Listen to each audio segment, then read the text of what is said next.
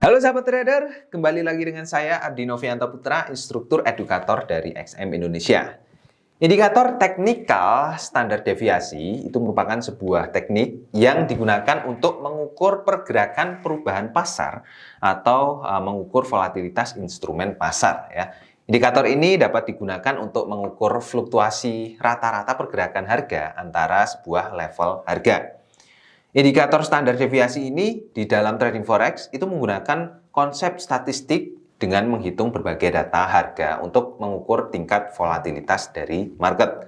Nah, jika dimaknai, standar deviasi ini berarti sebagai metode yang digunakan untuk mendeskripsikan distribusi nilai dari sekelompok data.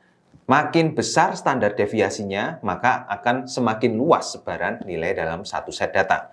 Dan jika standar deviasinya itu makin rendah, maka semakin sempit juga nilai sebarannya.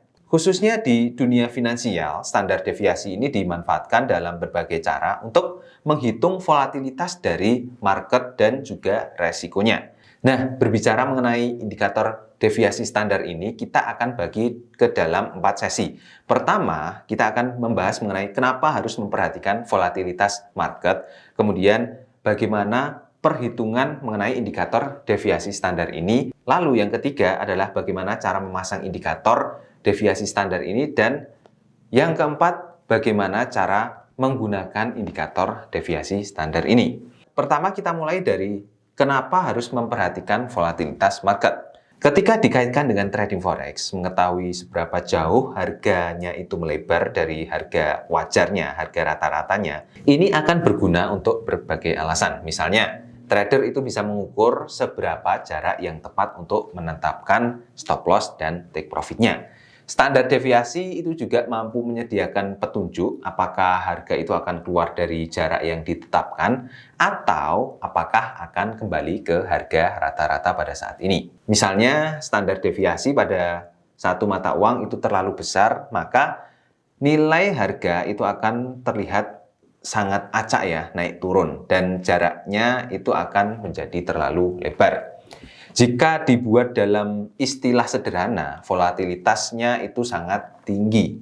Nah, untuk standar deviasi yang rendah, harga tidak akan terlihat seperti mengacak, dan volatilitasnya itu juga akan rendah. Dengan kemampuan yang seperti ini, maka indikator deviasi standar ini dapat dikelompokkan sebagai indikator volatilitas. Untuk trader forex, volatilitas itu bisa memberikan dua dampak ya. Volatilitas yang tinggi itu bisa menawarkan peluang yang tinggi untuk masuk ke market untuk mendapatkan profit, meski di sisi lain juga menyediakan resiko yang lebih besar jika harganya itu bergerak berlawanan. Tapi seberapa banyak volatilitas yang diinginkan akan bergantung pada gaya trading yang kita jalani.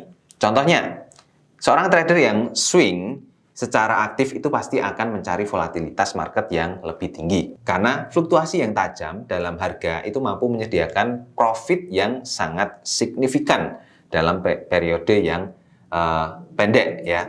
Kondisi sebaliknya itu dibutuhkan untuk jenis trader yang berbeda.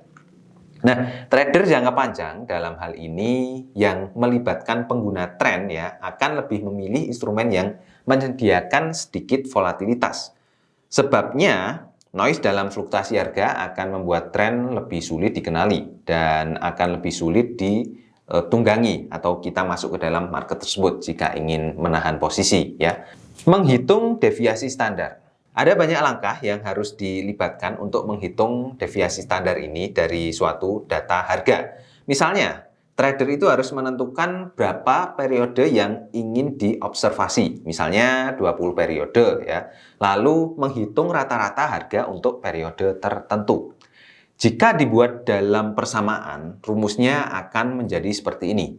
I itu sama dengan 1, N dikurung, X dikurangi, X dikurung dikali 2. X yang pertama itu merupakan harga, dan X yang kedua itu merupakan nilai harga rata-ratanya. Rumus deviasi standar inilah yang digunakan dalam platform trading yang teman-teman gunakan. Indikator deviasi standar itu akan menghitung harga untuk periode tertentu lalu menempatkannya pada histogram untuk menghasilkan standar deviasi pada jendela observasi. Jendela observasi itu akan terus bergerak seiring dengan periode yang juga terus bergerak ya, sehingga nilai terbarunya itu akan tertutup oleh nilai yang lebih baru lagi pada setiap kali bar harga itu berpindah ya.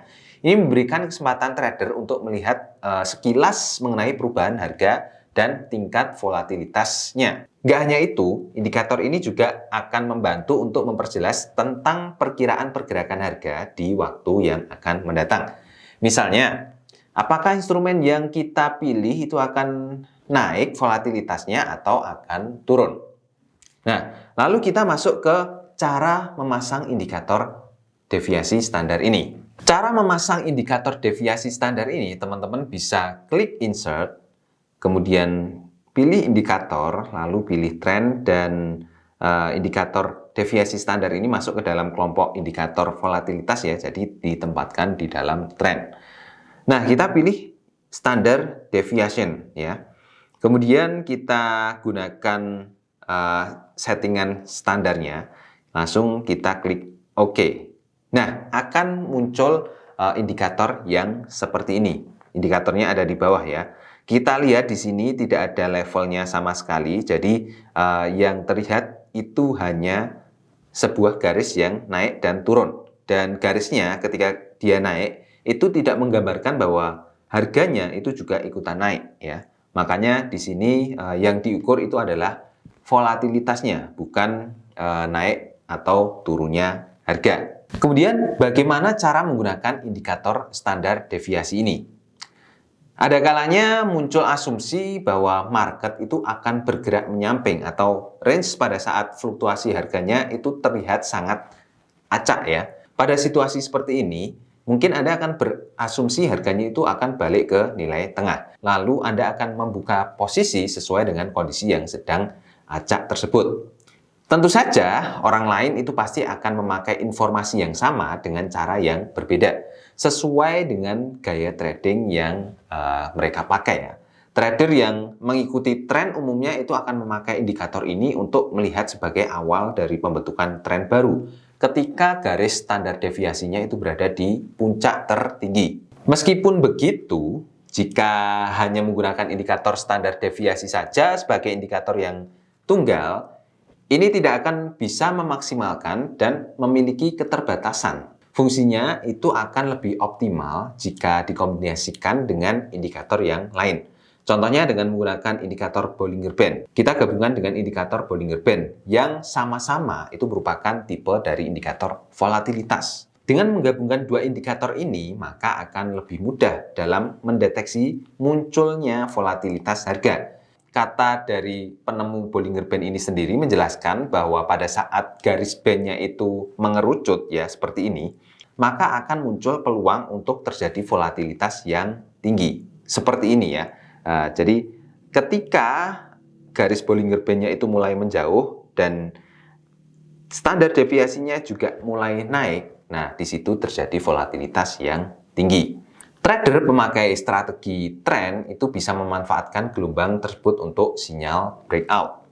Nah, dari sini Anda bisa memanfaatkan ya dari momen ketika terjadi standar deviasi yang ada di bawah, kemudian pengerucutan dari indikator Bollinger Band ini. Anda bisa memasang jebakan seperti buy stop di area atas sini ya.